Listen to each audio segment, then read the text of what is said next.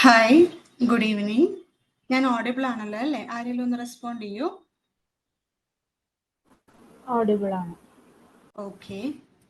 So Denovo അക്കാഡമിയുടെ PYQ discussion series ആണ് നടന്നുകൊണ്ടിരിക്കുന്നത്. അപ്പോൾ ഇന്നലെ ആയിരുന്നു ഫസ്റ്റ് സെഷൻ, ഇന്നിപ്പോൾ സെക്കൻഡ് സെഷൻ ആണ്. സോ സെക്കൻഡ് സെഷനിലേക്ക് എല്ലാവരെയും വെൽക്കം ചെയ്യുന്നു ആദ്യം തന്നെ. അപ്പോൾ ഇന്നലെ ജോയിൻ ചെയ്തിട്ടുള്ള കുറച്ച് പേരെങ്കിലും ഇന്നും ജോയിൻ ചെയ്തിട്ടുണ്ടാവും എന്ന് വിശ്വസിക്കുന്നു. സോ ഇന്നലത്തെ പോലെ തന്നെ നമ്മളൊരു 10ഓളം ക്വസ്റ്റ്യൻസും അതുമായിട്ട് റിലേറ്റ് ചെയ്തിട്ടുള്ള കോൺസെപ്റ്റും ഡിസ്കസ് ചെയ്യുക, ക്ലിയർ ചെയ്യുക എന്നുള്ളതാണ് നമ്മുടെ ടാർഗറ്റ് വരുന്നത്. സോ ക്വസ്റ്റ്യനിലേക്ക് കടക്കുന്നതിന് മുന്നേ ഒരു കാര്യം ഓർമ്മിപ്പിക്കുന്നു എല്ലാവരെയും. CSIRന്റെ രജിസ്ട്രേഷൻ ആപ്ലിക്കേഷൻ രജിസ്ട്രേഷൻ സ്റ്റാർട്ട് ചെയ്തിട്ടുള്ളത് അറിഞ്ഞിട്ടുണ്ടാവുമല്ലോ അല്ലേ? അപ്പോൾ എല്ലാവരും അപ്ലൈ ചെയ്യുക എത്രയും പെട്ടെന്ന് തന്നെ.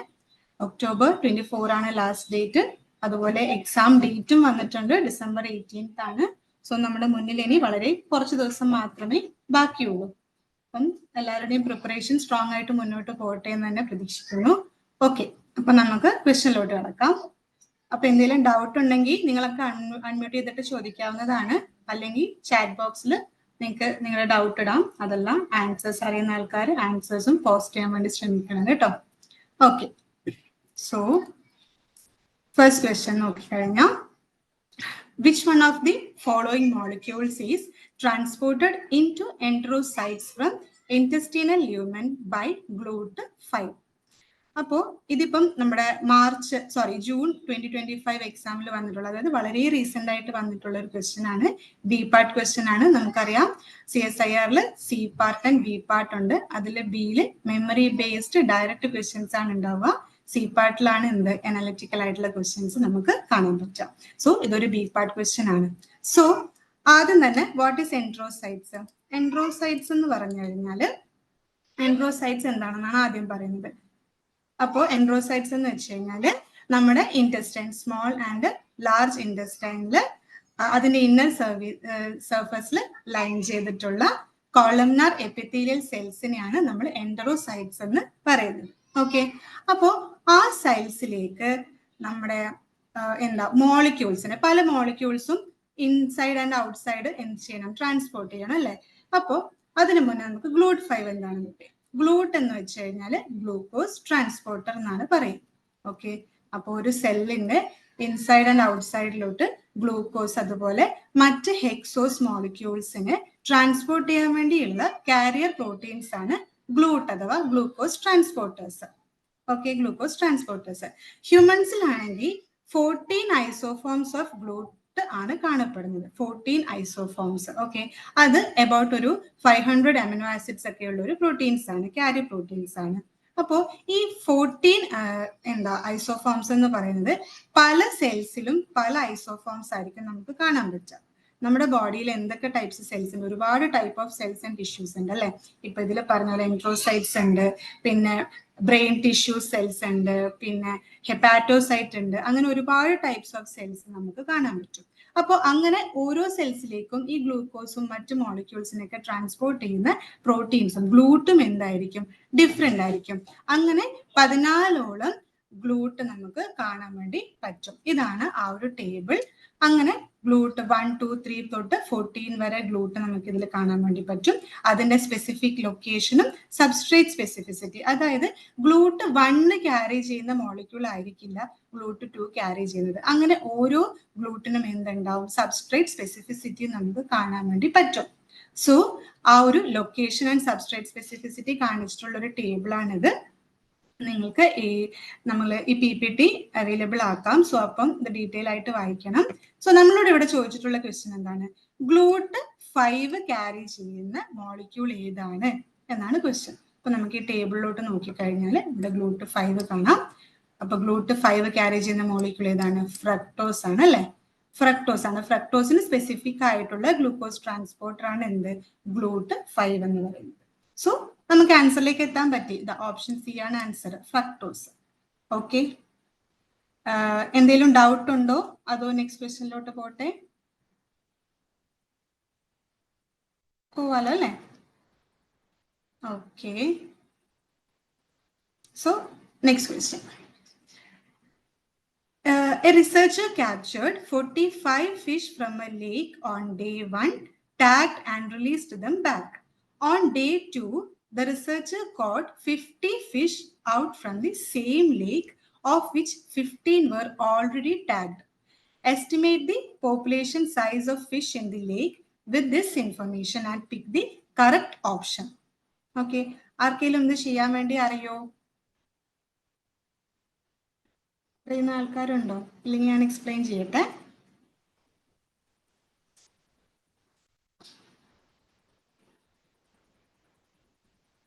ഓക്കെ.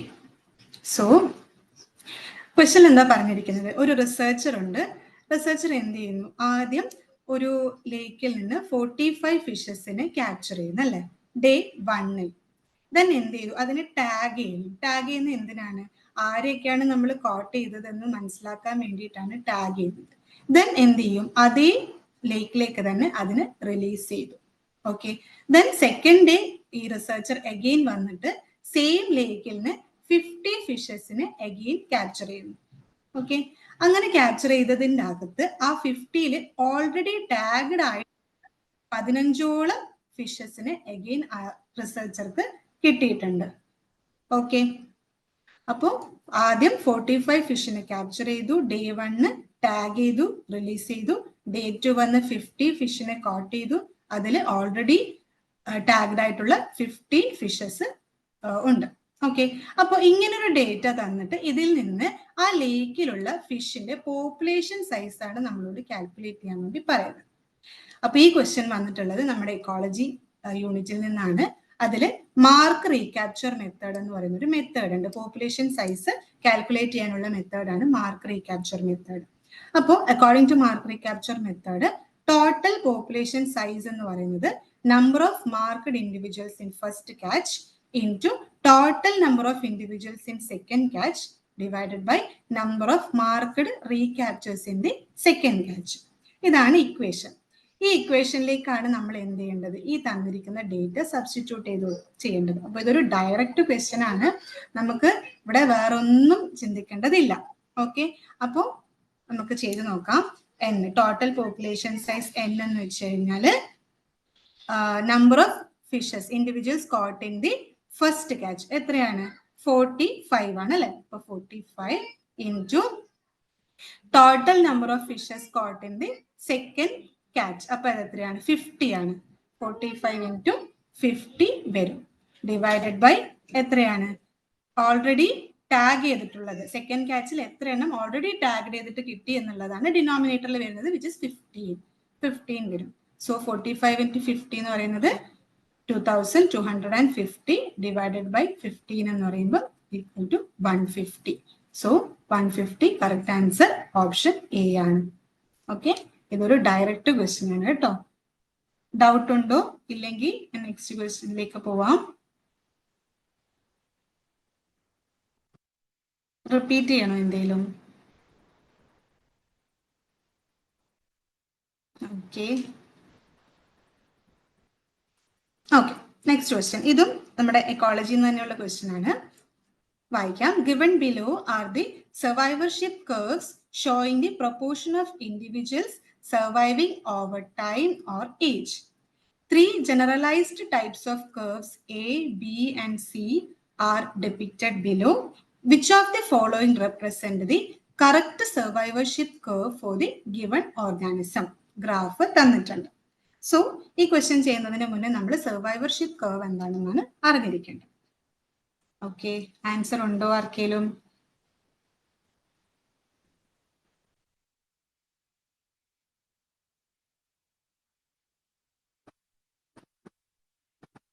ഓക്കെ. അപ്പൊ നമുക്ക് നോക്കാം.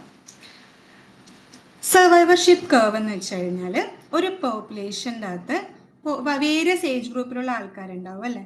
അപ്പോൾ ആ വേരിയസ് ഏജിൽ ആ ഒരു പെർട്ടിക്കുലർ ടൈമിൽ സർവൈവ് ചെയ്ത നമ്പർ ഓഫ് ഇൻഡിവിജ്വൽസിന്റെ ഒരു ഗ്രാഫിക്കൽ റെപ്രസെന്റേഷൻ ആണ് സർവൈവർഷിപ്പ് കർവ് എന്നുകൊണ്ട് ഉദ്ദേശിക്കുന്നത്. So survivorship curve is the graphical representation of numbers of individuals surviving in a population at various ages. ഇത് 3 ടൈപ്പാണുള്ളത്. ടൈപ്പ് 1 എന്ന് പറയുന്നത് ഹൈലി കോൺവെക്സ് ആയിട്ടുള്ള ഒരു കർവ് ആണ്. ടൈപ്പ് 1 ഹൈലി കോൺവെക്സ് ആയിട്ടുള്ള, കണ്ടോ ഇങ്ങനെ, ഇത് ടൈപ്പ് 1. ടൈപ്പ് 2 എന്ന് പറയുന്നത് ഒരു സ്ട്രെയിറ്റ് ലൈൻ പോലെ കാണുന്ന ഒരു ഗ്രാഫാണ് ടൈപ്പ് 2. 3 എന്ന് വെച്ച് കഴിഞ്ഞാൽ ഹൈലി കോൺകേവ് ആയിട്ടുള്ളൊരു കർവ് ആണ് ടൈപ്പ് 3. ഈ മൂന്നിനെയും കമ്പൈൻ ചെയ്തിട്ടുള്ള ഒരു ഗ്രാഫാണ് നമുക്ക് ഇവിടെ തന്നിട്ടുള്ളത്. അതിന്റെ എക്സ് ആക്സിസിൽ ഏജ് ഉണ്ട്, വൈ ആക്സിസിൽ actually number of individuals surviving, അതാണ് വൈ ആക്സിസിൽ പറയുന്നത്, നമ്പർ ഓഫ് ഇൻഡിവിജ്വൽസ് സർവൈവിംഗ്. അപ്പോൾ ടൈപ്പ് 1 നോക്കിയാൽ നമുക്ക് കാണാം ഏർലി സ്റ്റേജ് ഓഫ് ലൈഫ് ഉണ്ടല്ലോ, അതായത് ഏർലി ഏജിൽ എന്താണ് നമ്പർ ഓഫ് ഇൻഡിവിജ്വൽ സർവൈവിംഗ് ഒരുപാടുണ്ട് അല്ലെ. അവിടെ മോർട്ടാലിറ്റി റേറ്റ് വളരെ കുറവാണ്. കണ്ടോ, മോർട്ടാലിറ്റി റേറ്റ് വളരെ കുറവാണ്. അവരുടെ ഏജ് കൂടുന്നതിനനുസരിച്ചിട്ട് അല്ലെങ്കിൽ end of the life span ആവുമ്പോഴാണ് അവിടെ മോർട്ടാലിറ്റി കാണിക്കുന്നത്. അപ്പോൾ mortality rate early stage of ലൈഫിൽ വളരെ കുറവായിരിക്കും. മാത്രമല്ല അവരുടെ ഒരു ക്യാരക്ടറിസ്റ്റിക്സ് നോക്കിക്കഴിഞ്ഞാൽ ഫ്യൂ ഓഫ് സ്പ്രിങ്സ് ആണ്, അതുകൊണ്ട് തന്നെ അവിടെ ഹൈ പാരന്റൽ കെയർ ആയിരിക്കും കാണിക്കുന്നത്. Few of spring and high parental care കാണിക്കുന്നത് നമ്മൾ കെ സെലക്ടഡ് സ്പീഷീസ് എന്നാണ് പറയുന്നത്. കെ സെലക്ടഡ് സ്പീഷീസ് എന്നാണ് പറയുന്നത്. ഇവിടെ വരുന്ന എക്സാമ്പിൾസ് നോക്കിക്കഴിഞ്ഞാൽ ലാർജ് മാമൽസ് ഇൻക്ലൂഡിങ് ഹ്യൂമൻസ്, അതായത് നമ്മളൊക്കെയും ടൈപ്പ് 1 സർവൈവർഷിപ്പ് കർവ് കാണിക്കുന്ന ആൾക്കാരാണ്. ഇനി ടൈപ്പ് 2 നോക്കിക്കഴിഞ്ഞാൽ അവിടെ കോൺസ്റ്റന്റ് റേറ്റിലാണ് മോർട്ടാലിറ്റി പോകുന്നത്. എല്ലാ ഏജ് ഗ്രൂപ്പിലും മോർട്ടാലിറ്റി റേറ്റ് എന്ന് പറയുന്നത് ഒരു കോൺസ്റ്റന്റ് ആയിരിക്കും. അതുകൊണ്ട് തന്നെ ഒരു സ്ട്രെയിറ്റ് ലൈൻ ആയിട്ടുള്ളൊരു ഗ്രാഫാണ് നമുക്ക് ടൈപ്പ് 2ന്റെ കാര്യത്തിൽ കിട്ടുന്നത്. ഓക്കെ, അപ്പോൾ ഏജിനെ ഡിപ്പെൻഡ് ചെയ്തിട്ടല്ല അവിടെ എന്ത് മോർട്ടാലിറ്റി എന്ന് പറയുന്നത്.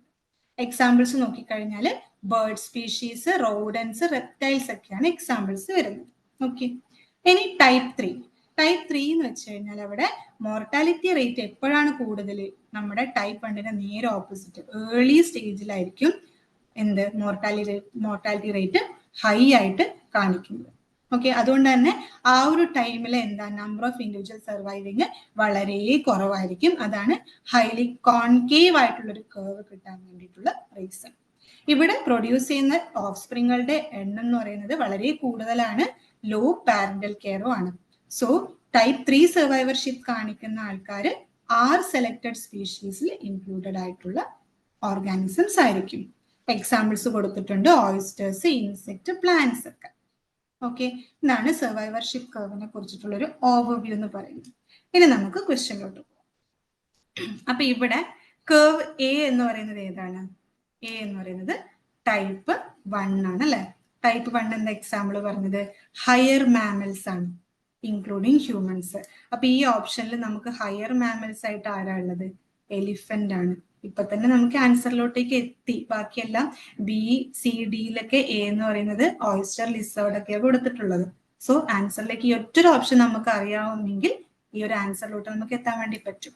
ഇനി ബി എന്ന് പറയുന്നത് ടൈപ്പ് 2 ആണ്. ബി ലിസാർഡ്സ് ആണ് ഇവിടെ എക്സാമ്പിൾ വരുന്നത്. സി നമ്മൾ ഓൾറെഡി പറഞ്ഞു ടൈപ്പ് 3 കർവ് കാണിക്കുന്നത് ആരാണ്? ഓയിസ്റ്റേഴ്സ് ആണ് അല്ലെ. അപ്പോൾ C is equal to oysters. So correct answer എന്ന് പറയുന്നത് ഓപ്ഷൻ എ ആണ്. ഓക്കെ, ഇപ്പൊ ടൈപ്പ് 1ന്റെ എക്സാമ്പിൾ മാത്രം അറിയെങ്കിൽ പോലും നമുക്ക് ഈ ആൻസറിലോട്ടേക്ക് എത്താൻ വേണ്ടി പറ്റുന്നതാണ്. ഓക്കെ അല്ലേ? എന്തെങ്കിലും റിപ്പീറ്റ് ചെയ്യാനുണ്ടോ? ഓക്കെ, അപ്പൊ അടുത്ത ക്വസ്റ്റ്യനിലോട്ട് പോവാം.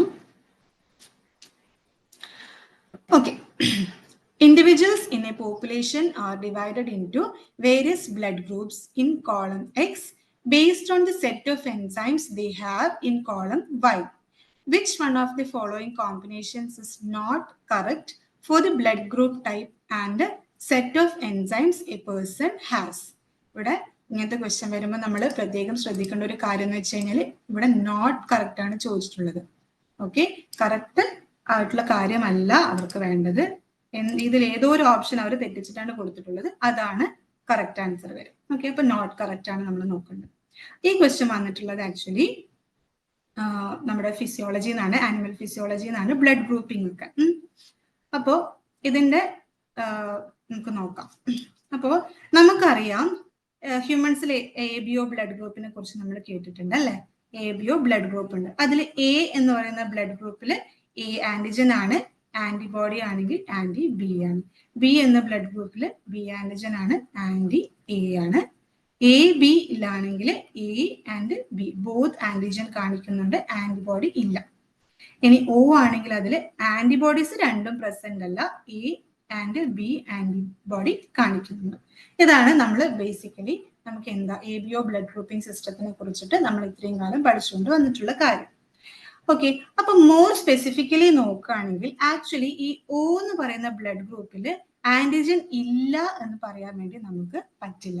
ബിക്കോസ് O ബ്ലഡ് ഗ്രൂപ്പിന്റെ പേഴ്സൺസിന്റെ RBCയുടെ മെംബ്രെയിന്റെ മുകളിൽ H ആന്റിജൻ എന്ന് പറഞ്ഞൊരു ആന്റിജൻ പ്രസന്റ് ആയിട്ടുണ്ട്.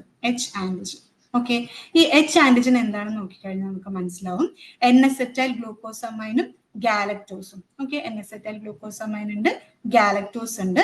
അതിലേക്ക് ഒരു ഫ്യൂക്കോസും കൂടി ആഡ് ചെയ്യപ്പെട്ടതാണ് H ആന്റിജൻ. ഓക്കെ, അപ്പൊ ഈ ഫ്യൂക്കോസിനെ ആഡ് ചെയ്യുന്നത് ആരാണ്? ഫ്യൂക്കോസ് ട്രാൻസ്ഫറേസ് എന്ന് പറയുന്ന എൻസൈമാണ്. ഫ്യൂക്കോസ് ട്രാൻസ്ഫറേസ് എന്ന് പറയുന്ന എൻസൈമാണ്. ഓക്കെ, അപ്പോ O ബ്ലഡ് ഗ്രൂപ്പിലും എന്തുണ്ട്? ആന്റിജൻ ഉണ്ട്. അതിനാണ് H ആന്റിജൻ എന്ന് പറയുന്നത്. N-അസറ്റൈൽ ഗ്ലൂക്കോസമൈനും ഗാലക്ടോസ് എന്നും പറയുന്ന മോളിക്യൂളിലേക്ക് അഗെയിൻ ഒരു ഫ്യൂക്കോസും കൂടി ആഡ് ചെയ്യപ്പെടുമ്പോഴാണ് H ആന്റിജൻ ഫോം ചെയ്യുന്നത്. ആ ഫ്യൂക്കോസിനെ ആഡ് ചെയ്യുന്ന എൻസൈമാണ് എന്ത്? Fucose transferase. ഇനി ഈ H ആന്റിജൻ ആണ് എന്ത് ചെയ്യുന്നത്? A ആന്റിജൻ ആൻഡ് B ആന്റിജന്റെ പ്രിക്കേഴ്സർ ആയിട്ട് ആക്ട് ചെയ്യുന്നത്. അപ്പോൾ ഈ H ആന്റിജനിലോട്ട് ഒരു N-അസറ്റൈൽ ഗാലക്ടോസമൈൻ ആഡ് ചെയ്യുമ്പോഴാണ് അവിടെ A ആന്റിജൻ ഫോം ചെയ്യുന്നത്. N-അസറ്റൈൽ ഗാലക്ടോസമൈൻ ആണ്. ഇത് ആഡ് ചെയ്യുന്ന എൻസൈമാണ് ഏത്? ഗാൽനാക് ട്രാൻസ്ഫറേസ്. അതായത് N-അസറ്റൈൽ ഗാലക്ടോസമൈൻ ട്രാൻസ്ഫറേസ് എന്ന് പറയുന്ന എൻസൈമാണ് ഇത് ആഡ് ചെയ്യുന്നത്. ഓക്കെ, ദെൻ ഈ അഗെയിൻ B ഗ്രൂപ്പ് നോക്കുകയാണെങ്കിൽ ഈ H ആന്റിജനിലോട്ട് വീണ്ടും ഒരു ഗാലക്ടോസ്, ഓൾറെഡി ഒരു ഗാലക്ടോസ് ഉണ്ട്, അതിലേക്ക് വീണ്ടും ഒരു ഗാലക്ടോസും കൂടി ആഡ് ചെയ്യുമ്പോഴാണ് എന്തുണ്ടാവുന്നത്? B ആന്റിജൻ ഫോം ചെയ്യുന്നത്. അത് ട്രാൻസ്ഫർ ചെയ്യുന്നത് ആരാണ്? ഗാൽ ട്രാൻസ്ഫറേസ്. അപ്പോൾ ഇങ്ങനൊരു ഫോർമേഷൻ ഇവിടെ നടക്കുന്നുണ്ട്. ഗ്രൂപ്പ് AB നോക്കുകയാണെങ്കിൽ അവരിൽ എന്തുണ്ട്? Both A antigen and B antigen present ആയിട്ടുണ്ട്. അപ്പോൾ O ഗ്രൂപ്പ് ഇൻഡിവിജ്വൽസിന്റെ മെംബ്രെയിന്റെ മുകളിൽ കാണപ്പെടുന്ന ആന്റിജൻ ഏതാണ്? H ആന്റിജൻ ആണ് അല്ലെ? നമ്മൾ ഇത്രയും കാലം ആന്റിജൻ ഒന്നും ഇല്ല എന്നാണ് പഠിച്ചത്, പക്ഷെ H ആന്റിജൻ കാണുന്നുണ്ട്. ആ H ആന്റിജൻ ആണ് A ആൻഡ് B ആന്റിജന്റെ പ്രിക്കേഴ്സർ ആയിട്ട് ആക്ട് ചെയ്യുന്നത്. ഈ H ആന്റിജനിലേക്ക് N-അസറ്റൈൽ ഗാലക്ടോസമൈൻ ആഡ് ചെയ്യപ്പെടുന്നു ബൈ ഗാൽനാക് ട്രാൻസ്ഫറേസ്. അപ്പോഴാണ് A ആന്റിജൻ ഫോം ചെയ്യുന്നത്. ഇനി H ആന്റിജനിലോട്ടേക്ക് അഗെയിൻ ഒരു ഗാലക്ടോസും കൂടി ആഡ് ചെയ്യപ്പെടുന്നു ബൈ ഗാൽ ട്രാൻസ്ഫറേസ്. അങ്ങനെയാണെങ്കിൽ അവിടെ ഫോം ചെയ്യുന്നതാണ് B ആന്റിജൻ. ഓക്കെ, ഇതാണ് ഈ ക്വസ്റ്റ്യന്റെ പിന്നിലുള്ള കോൺസെപ്റ്റ്. ഇനി ക്വസ്റ്റ്യൻ നോക്കിക്കഴിഞ്ഞാൽ നമുക്ക് കാണാം A ബ്ലഡ് ഗ്രൂപ്പ് ഓപ്ഷൻ നോക്കാം. എയിൽ പറഞ്ഞിരിക്കുന്നത് ബ്ലഡ് ഗ്രൂപ്പ് എയിൽ 1 and 2ന്റെ ഒരു കോമ്പിനേഷൻ ആണ് തന്നിട്ടുള്ളത്. 1 എന്താണ്? ഫ്യൂക്കോസ് ട്രാൻസ്ഫറേസ് ആണ്. 2 ഗാൽനാക് ട്രാൻസ്ഫറേസ് ആണ്. അതൊരു കറക്റ്റ് കോമ്പിനേഷൻ ആണ് അല്ലെ? ബിക്കോസ് A എന്ന് പറയുന്ന ബ്ലഡ് ഗ്രൂപ്പിൽ H ആന്റിജൻ ഫോം ചെയ്യണമെങ്കിൽ ഫ്യൂക്കോസ് ട്രാൻസ്ഫറേസ് വേണം. അതിലേക്ക് N-അസറ്റൈൽ ഗാലക്ടോസമൈൻ ആഡ് ചെയ്താലാണ് A ആന്റിജൻ ഫോം ചെയ്യുന്നത്. അതിന് ഗാൽനാക് ട്രാൻസ്ഫറേസിന്റെയും ഇൻവോൾവ്മെന്റ് ഉണ്ട്. സോ ഇതൊരു കറക്റ്റ് ആയിട്ടുള്ളൊരു ഓപ്ഷൻ ആണ്. കറക്റ്റ് ആയിട്ടുള്ള കോമ്പിനേഷൻ ആണ്. സോറി, ഓപ്ഷൻ അല്ല, കറക്റ്റ് കോമ്പിനേഷൻ ആണ്. നമുക്ക് ഇവിടെ നോട്ട് കറക്റ്റ് ആയിട്ടുള്ളതാണ് എന്ത് ചെയ്യേണ്ടത്? മാർക്ക് ചെയ്യേണ്ടത്. ഇനി ബി നോക്കിക്കഴിഞ്ഞാൽ 1 and 3 ആണ് പറയുന്നത്. 1 എന്താ? ഫ്യൂക്കോസ് ട്രാൻസ്ഫറേസ് ആണ്. ഓഫ് കോഴ്സ് അത് വേണം അല്ലെ? H ആന്റിജൻ പ്രിക്കേഴ്സർ ആണ്. ദെൻ വേണ്ടത് 3 ഗാൽ ട്രാൻസ്ഫറേസ്, അതും വേണം. ബിക്കോസ് ഗാലക്ടോസ് ആണ് B ആന്റിജൻ ഫോം ചെയ്യാൻ വേണ്ടി H ആന്റിജനിലേക്ക് ആഡ് ചെയ്യപ്പെടുന്നത്. സോ അതും ഒരു കറക്റ്റ് ആയിട്ടുള്ള കോമ്പിനേഷൻ ആണ്. ഇനി C നോക്കിക്കഴിഞ്ഞാൽ AB 1, 2 and 3യുടെ ഇൻവോൾവ്മെന്റ് ഉണ്ടെന്നാണ് പറയുന്നത്. Fucose transferase, GalNAc transferase and Gal transferase correct ആണ്. അതായത് A ആന്റിജൻ ഫോം ചെയ്യണമെങ്കിൽ ഫ്യൂക്കോസും ഗാൽനാക്കും വേണം, B വേണമെങ്കിൽ ഫ്യൂക്കോസും ഗാലും വേണം. അപ്പൊ എന്താ? ഈ 2 ആന്റിജനും പ്രസന്റ് ആയിട്ടുള്ളതാണ് എന്ത്? AB എന്ന് പറയുന്ന ബ്ലഡ് ഗ്രൂപ്പ്. സോ മൂന്നാമത്തതും ശരിയാണ്. ഓല് പറയുന്നത് 3ഉം വേണമെന്നാണ്. 3ഉം വേണ്ട അല്ലെ? ഫ്യൂക്കോസ് ട്രാൻസ്ഫറേസ് മാത്രം മതി. H ആന്റിജൻ ആണ് ഓന്റെ മുകളിൽ പ്രസന്റ് ആയിട്ട് ഉണ്ടാവുക. H ആന്റിജൻ എന്ന് പറയുന്നത് ഫ്യൂക്കോസ് മാത്രം ഉള്ളതാണ്. സോ O ആണ് എന്ത്?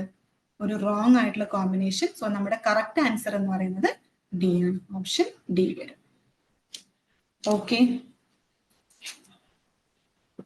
നെക്സ്റ്റ് ക്വസ്റ്റ്യനിലോട്ട് പോട്ടെ. എന്തെങ്കിലും ഡൗട്ട് ഉണ്ടോ?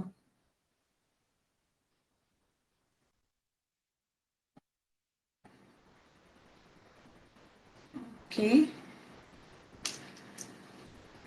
ഇനി ഈ സെയിം കോൺസെപ്റ്റ് വെച്ചിട്ടുള്ള ഒരു സ്റ്റേറ്റ്മെന്റ് ക്വസ്റ്റ്യൻ ആണിത്. വായിക്കാം. The structure and process of formation of different antigens in blood ABO system are given in the following statements. A. Galactose is added to the terminal of H antigen by a transferase expressed in individuals with type A blood. Okay. Galactose is added to the terminal of H antigen. H antigenലേക്ക് galactose ആണ് add ചെയ്തിട്ടുള്ളത്. ഏത് ഇൻഡിവിജ്വലില്? Type A blood group ഉള്ള ഇൻഡിവിജ്വലിലോട്ട്. ശരിയാണോ? അല്ല അല്ലേ? തെറ്റാണ്. Because എന്താ, A blood group ആണെങ്കിൽ അതിൽ ഏതാണ്? N-acetyl galactosamine ആണ് ആഡ് ചെയ്യുന്നത്. അപ്പോൾ എ എന്ന് പറയുന്ന സ്റ്റേറ്റ്മെന്റ് തെറ്റാണ്. ഇനി ബി നോക്കിക്കഴിഞ്ഞാൽ the B antigen is formed by a transferase expressed in individuals with type B blood, which adds a terminal N-acetyl galactosamine to H antigen. ശരിയാണോ? ബി ആന്റിജൻ ഫോം ചെയ്തിട്ടുള്ളത് individual with type B blood ആണ്. അവിടെ വരെ ശരിയാണ്. H ആന്റിജനിലേക്ക് N-acetyl galactosamine ആണ് add ചെയ്തിട്ടുള്ളത് എന്നാണ് അതിന്റെ സെക്കൻഡ് സെക്ഷനിൽ പറയുന്നത്. അത് തെറ്റാണ്. ബി ആന്റിജൻ ആണെങ്കിൽ H ആന്റിജനിലേക്ക് ഗാലക്ടോസ് ആണ് ആഡ് ചെയ്യപ്പെടുന്നത്, N-acetyl galactosamine അല്ല. സോ ബി സ്റ്റേറ്റ്മെന്റും റോങ് ആണ്. സി നോക്കിക്കഴിഞ്ഞാല് the H antigen is formed by fucose transferase that adds a terminal fucose to its precursor. ശരിയല്ലേ? H ആന്റിജൻ എപ്പോഴാ ഫോം ചെയ്യുന്നത്? അതിന്റെ പ്രിക്കേഴ്സറിലോട്ട് ഫ്യൂക്കോസ് ആഡ് ചെയ്യപ്പെടുന്നു ബൈ ഫ്യൂക്കോസ് ട്രാൻസ്ഫറേസ്. അപ്പൊ ഈ സ്റ്റേറ്റ്മെന്റ് എന്താ? ശരിയാണ്. സി സ്റ്റേറ്റ്മെന്റ് ശരിയാണ്. ഇനി ഡി നോക്കിക്കഴിഞ്ഞാൽ H antigen is the precursor of both A and B antigen and it is blood group antigen present in type O blood. Correct ആണോ? H antigen ആണ് A and B ആന്റിജന്റെ precursor. Correct ആണ്. And it is the blood group antigen present in type O blood. അതും ശരിയാണ്. H antigen ആരിലാ കാണുന്നത്? Type O ബ്ലഡിലാണ് കാണുന്നത്. So C and D ആണ് എന്ത്? കറക്റ്റ് ആയിട്ടുള്ള രണ്ട് സ്റ്റേറ്റ്മെന്റ്. നമ്മളോട് ചോദിച്ചിരിക്കുന്നത് എന്താ? Which one of the following options represent the correct combination. ഇവിടെ നമ്മളോട് കറക്റ്റ് സ്റ്റേറ്റ്മെന്റ് ഏതാണ് എന്നാണ് ചോദിച്ചിട്ടുള്ളത്. ഏതൊക്കെയാ? C and D. Correct answer എന്ന് പറയുന്നത് ഓപ്ഷൻ 3 ആണ്. ഓക്കെ, നിങ്ങൾക്കിത് ക്ലിയർ ആയിട്ടുണ്ടാവും എന്ന് വിചാരിക്കുന്നു. അടുത്ത ക്വസ്റ്റ്യനിലോട്ട് പോവാം. Okay, given below are 4 sentences with blanks labeled X, Y, Z and L. RNA pol 1 transcribes X. miRNA genes are transcribed by Y. RNA polymerase found only in plants is Z. tacrNA are synthesized by N. Which one of the following options would represent the combination of all terms to complete the above sentences correctly? Okay, അപ്പോൾ 4 options തന്നിട്ടുണ്ട്. അപ്പൊ നമുക്കറിയാം transcription, eukaryotic ട്രാൻസ്ക്രിപ്ഷനിൽ RNA pol 1, 2, 3, 4, 5 എന്ന് പറഞ്ഞിട്ട് 5 RNA പോളിന്റെ functioning ആണ് ഉള്ളത്. അതിൽ മോസ്റ്റ് ഇമ്പോർട്ടന്റ് ആയിട്ട് വരുന്നത് RNA പോളിമറേസ് 2 ആണ് ഒബ്വിയസ്ലി. കൂടാതെ RNA പോൾ 1, 2, 3, 4, 5 ഒക്കെ ഉണ്ട് അല്ലേ? അപ്പോൾ RNA പോളിമറേസ് 1 സിന്തസൈസ് ചെയ്യുന്നത് ഏതൊക്കെയാണ്? ലാർജർ RRNAs ആണ്. 48S, 28, 18, 5.8 എക്സെട്ര അങ്ങനത്തെ ലാർജർ RRNAs ആണ് RNA പോളിമറേസ് 1 സിന്തസൈസ് ചെയ്യുന്നത്. പോൾ 2 ആണെങ്കിൽ mRNA, snRNA, snORNA, miRNA ഒക്കെയാണ് RNA പോൾ 2. 3 ആണെങ്കിൽ tRNAs, 5S rRNA, U6 snRNA, science ഒക്കെ വരും. RNA പോളിമറേസ് 4 and 5 ഇത് രണ്ടും കാണുന്നത് ആക്ച്വലി പ്ലാന്റ്സിലാണ്. siRNA ആണ് അവർ സിന്തസൈസ് ചെയ്യുന്നത്. എന്ന് നമുക്ക് ക്വസ്റ്റ്യനിലോട്ട് വന്നു കഴിഞ്ഞാൽ RNA pol 1 transcribe X. RNA pol 1 എന്താ ട്രാൻസ്ക്രൈബ് ചെയ്യുന്നത്? ലാർജർ RRNAs ആണ് അല്ലെ? 48, 28, 18, 5.8 ഒക്കെ. അപ്പോൾ ഓപ്ഷനിൽ നോക്കിക്കഴിഞ്ഞാൽ കാണാൻ പറ്റും.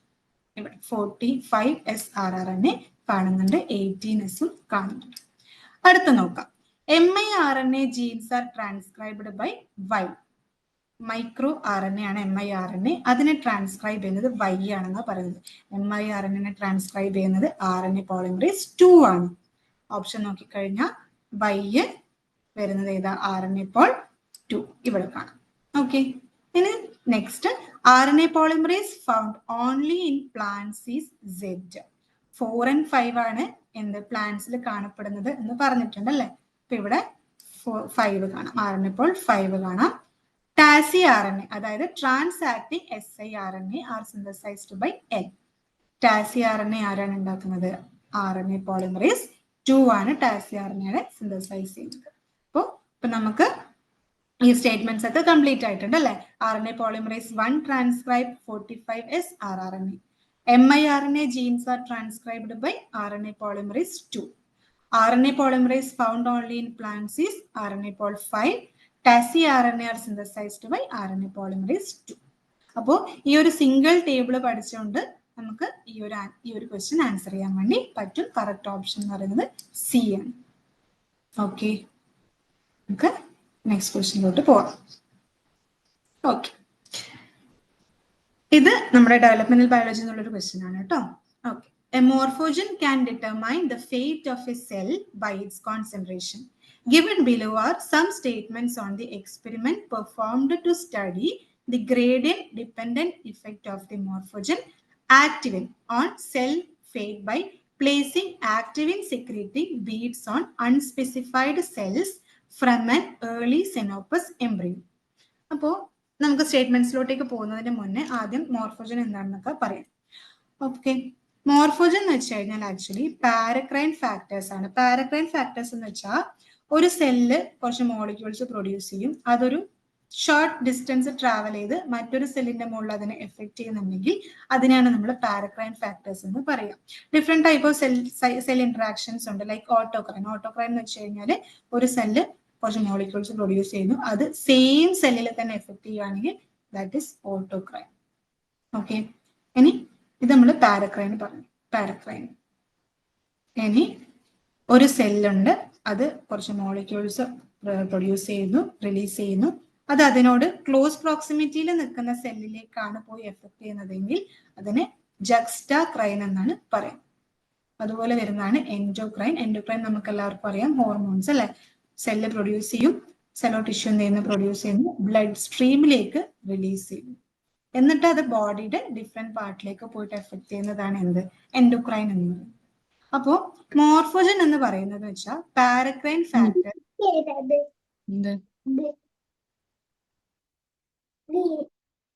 ആരെങ്കിലും അൺമ്യൂട്ട് ചെയ്തിട്ടുണ്ടെങ്കിൽ ഒന്ന് മ്യൂട്ട് ചെയ്യണേ.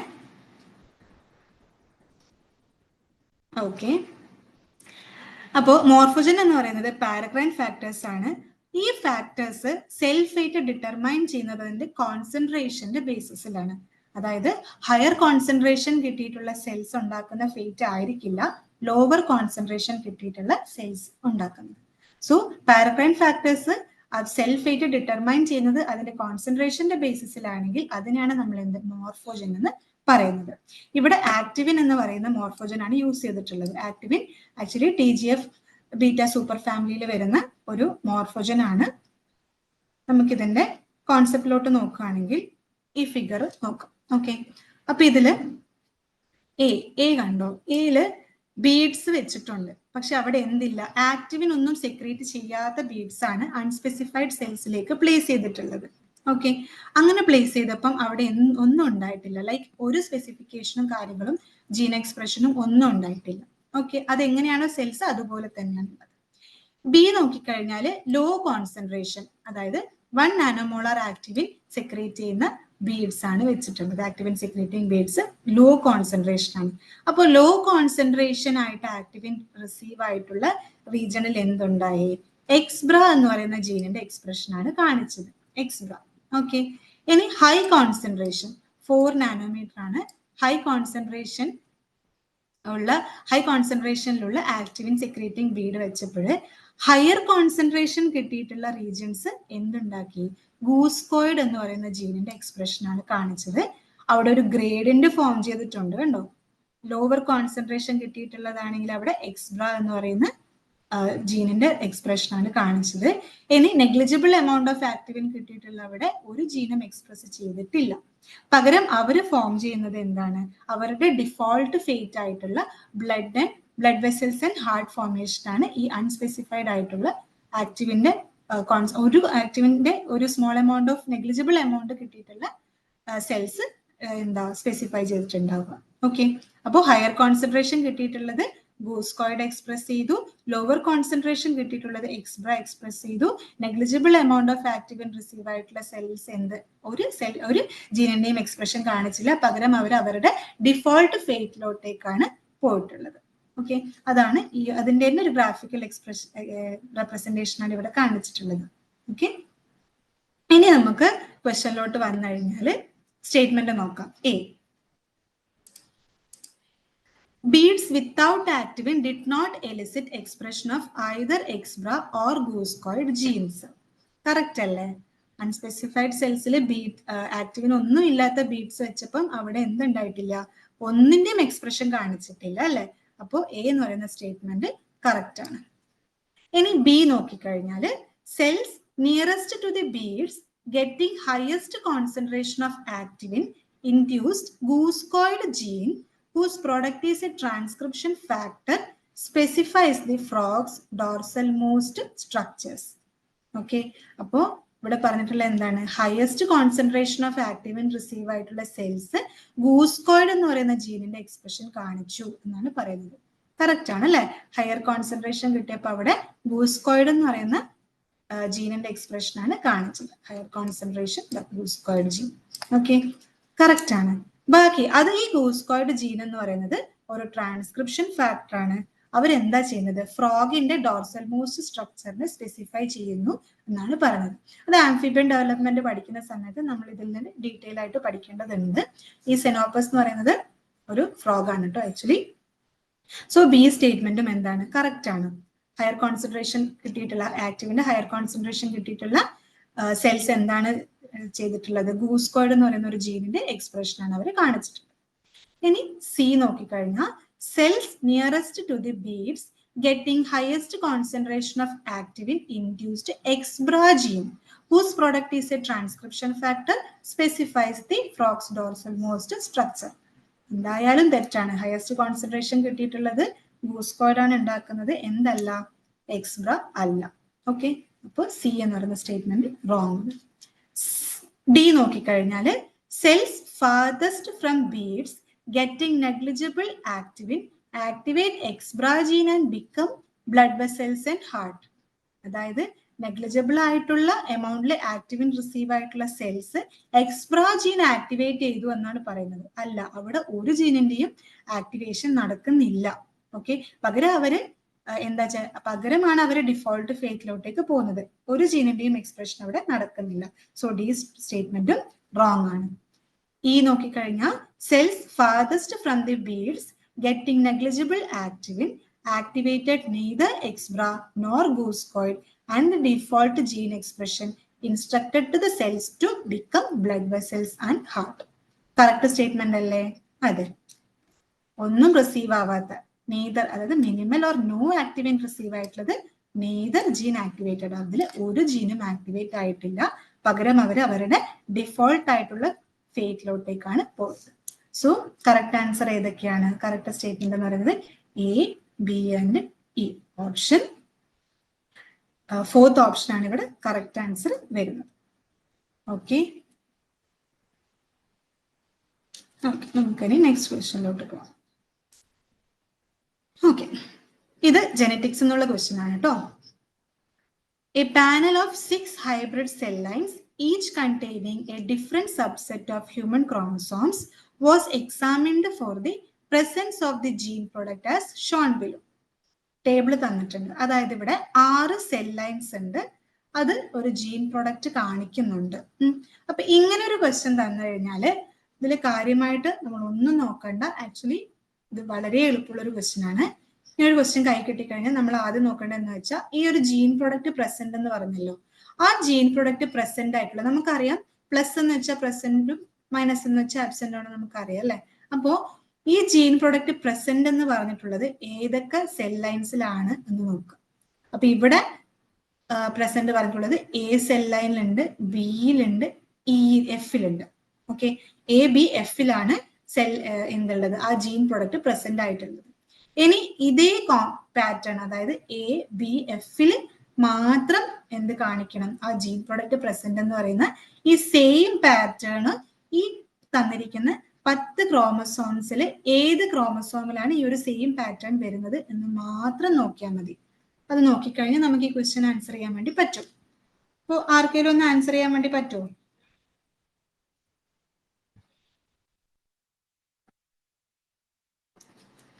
ആരെല്ലാം ആൻസർ ചെയ്യാൻ നോക്കൂ.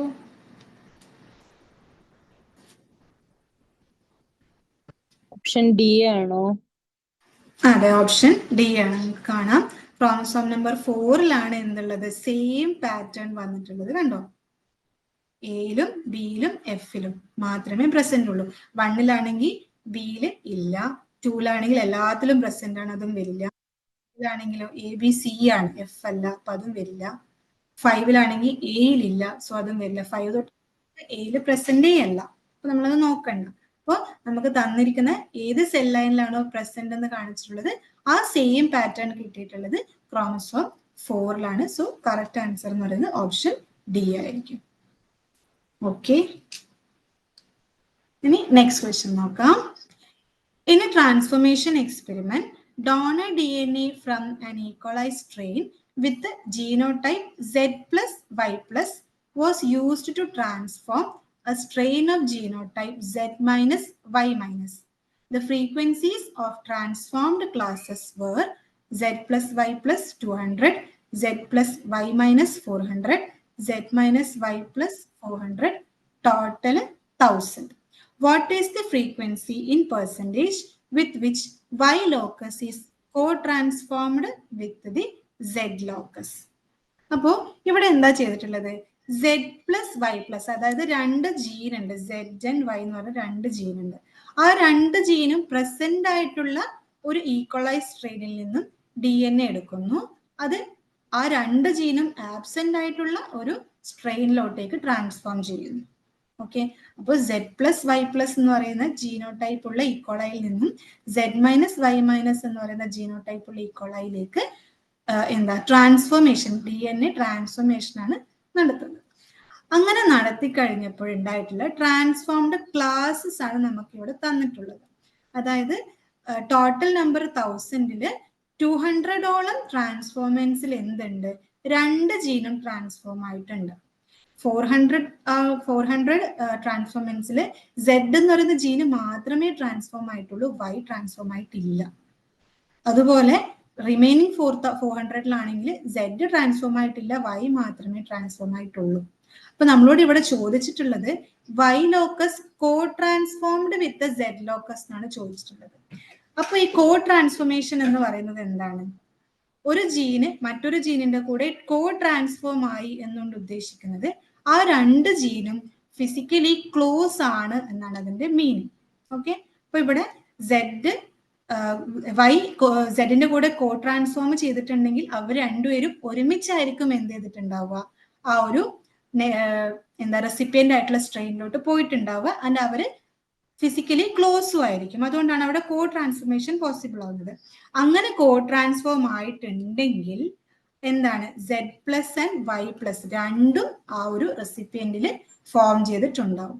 അങ്ങനെ ഇവിടെ എത്ര എണ്ണം ഫോം ചെയ്തിട്ടുണ്ട്, 200 ആണ് ടോട്ടൽ നമ്പർ 1000-ല് 200 ട്രാൻസ്ഫോർമൻസ് ആണ് Z ആൻഡ് Y ഒരുമിച്ച് എൻ്റർ ചെയ്തിട്ടുള്ളത്. അതായത് Y ലോക്കസ് കോ ട്രാൻസ്ഫോംഡ് വിത്ത് Z ലോക്കസ്. ഓക്കെ, ആ ഒരു കണ്ടീഷൻ ഫോളോ ചെയ്തിട്ടുള്ളത് 200 ട്രാൻസ്ഫോർമൻസ് ആണ്. അപ്പോൾ ഇങ്ങനൊരു ഡേറ്റ തന്നു കഴിഞ്ഞാൽ ഫ്രീക്വൻസി നമ്മൾ എങ്ങനെ കണ്ടുപിടിക്കാം, ഫ്രീക്വൻസി ഇൻ പെർസെൻറ്റേജ് എന്ന് പറയുന്നത് നമ്പർ ഓഫ് റീകോംബിനൻസ്, അതായത് co transformants, number of co transformants divided by total number into 100 ആണ്. അപ്പൊ ഇവിടെ കോ ട്രാൻസ്ഫോം ആയിട്ടുള്ളത് എത്രയാണ്, 200 ആണ് അല്ലെ. 200 ഡിവൈഡഡ് ബൈ 1000 ഇൻറ്റു 100 ആണ് വരുന്നത്. നോക്കിക്കഴിഞ്ഞു കഴിഞ്ഞാല് 20% ആണ് എന്ത്, Y ലോക്കസ് കോ ട്രാൻസ്ഫോംഡ് വിത്ത് Z ലോക്കസ് എന്ന് പറയുന്നതിന്റെ പെർസെൻറ്റേജ് പറയുന്നത്. അപ്പൊ ബി ആണ് റൈറ്റ് ആൻസർ. ഓക്കെ, ഇനി നമുക്ക് അടുത്ത ക്വസ്റ്റ്യനിലോട്ട് പോവാം. സെയിം ക്വസ്റ്റ്യൻ ആണ്, സോറി ഇതല്ല, ഓക്കെ, അടുത്ത question. DNA from a bacterial strain with the genotype A plus B plus C plus D plus E plus F plus was isolated and used to transform a strain of bacteria with the genotype A minus, D minus, C minus, D minus, E minus, F minus. The transformed cells were tested for the presence of co-transformed genes and the following types of co-transformants were observed. Okay, അപ്പൊ ഇവിടെ നമ്മൾ നേരത്തെ ക്വസ്റ്റ്യനിൽ പറഞ്ഞ same concept തന്നെയാണ് നമ്മൾ ഇവിടെയും use ചെയ്യുന്നത്. അതായത് ഇവിടെ എന്താ ABCDEF എന്ന് പറഞ്ഞിട്ട് 6 ജീൻസ് ഉണ്ട്. അതെല്ലാം പ്രസന്റ് ആയിട്ടുള്ള ഒരു ജീനോടൈപ്പ് ഉള്ള സ്ട്രെയിനിൽ നിന്ന്, ബാക്ടീരിയൽ സ്ട്രെയിനിൽ നിന്നും DNA എടുത്തിട്ട് ആ എല്ലാ ജീനും ആബ്സെന്റ് ആയിട്ടുള്ള ഒരു സ്ട്രെയിനിലോട്ടേക്കാണ് ട്രാൻസ്ഫോം ചെയ്യുന്നത്. ഓക്കെ, എന്നിട്ട് കോ ട്രാൻസ്ഫോംഡ് ആയിട്ടുള്ള ജീൻസിനെയാണ് ടെസ്റ്റ് ചെയ്യുന്നത്. അങ്ങനെ ടെസ്റ്റ് ചെയ്തപ്പോൾ അവർക്ക് കോ ട്രാൻസ്ഫോം ചെയ്തിട്ടുള്ള ആൾക്കാരെ കിട്ടി.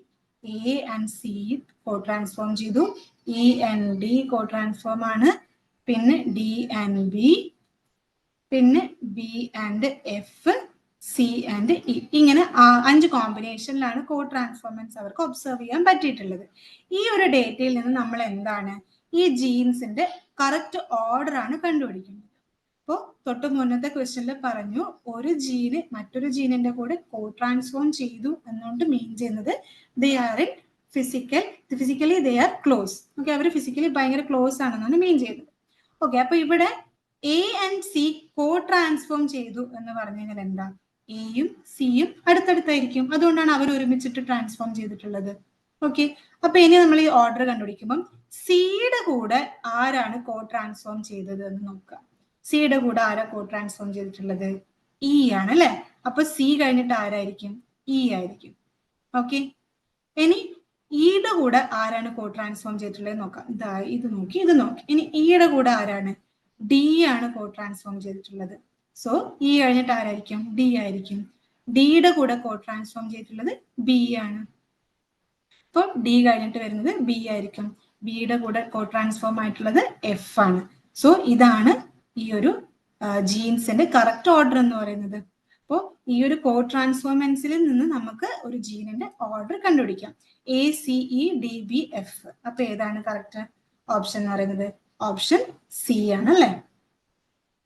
ഓക്കെ, ക്ലിയർ ആണെന്ന് വിചാരിക്കുന്നു. അപ്പോൾ സെയിം ഒരു ക്വസ്റ്റ്യൻ തന്നെയാണ്. ആക്ച്വലി ഇത് ഞാൻ നിങ്ങൾക്ക് ചെയ്യാൻ വേണ്ടിയിട്ട് ഇൻക്ലൂഡ് ചെയ്തിട്ടുള്ളതാണ്. Question വായിച്ചുതരാം. DNA from a strain of bacteria with genotype A plus B plus C plus D plus E plus was isolated and used to transform a strain of bacteria that was A minus, B minus, C minus, D minus, E minus. The transformants were tested for the presence of donated genes. The following genes were co-transformed: A plus and C plus, B plus and D plus, E plus and D plus, C plus and B plus. അങ്ങനെ കോ ട്രാൻസ്ഫോമൻസിന്റെ ഏതൊക്കെയാണെന്നും പറഞ്ഞിട്ടുണ്ട്.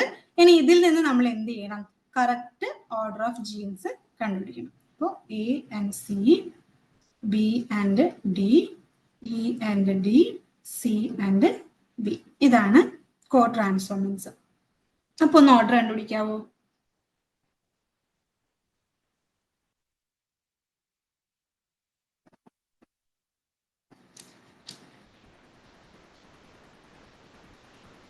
അപ്പോൾ എയുടെ കൂടെ കോ transform ചെയ്തിട്ടുള്ളത് C ആണ്.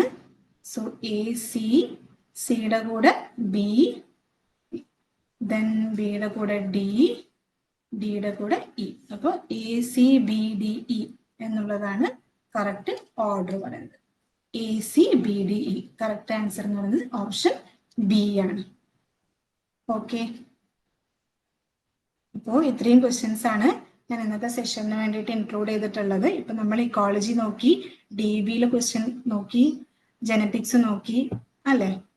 അപ്പോൾ helpful ആയിരുന്നു? നിങ്ങൾക്ക് എന്തെങ്കിലും ഡൗട്ട് ഉണ്ടോ?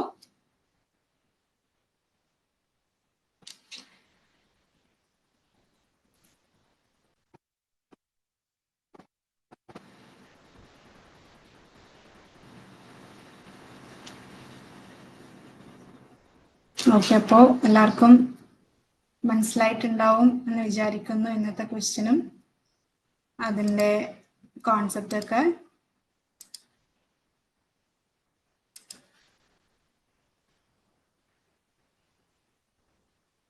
PPT ഗ്രൂപ്പിൽ ഷെയർ ചെയ്യുമ്പോൾ ഓഫ് കോഴ്സ് ഷെയർ ചെയ്യാം.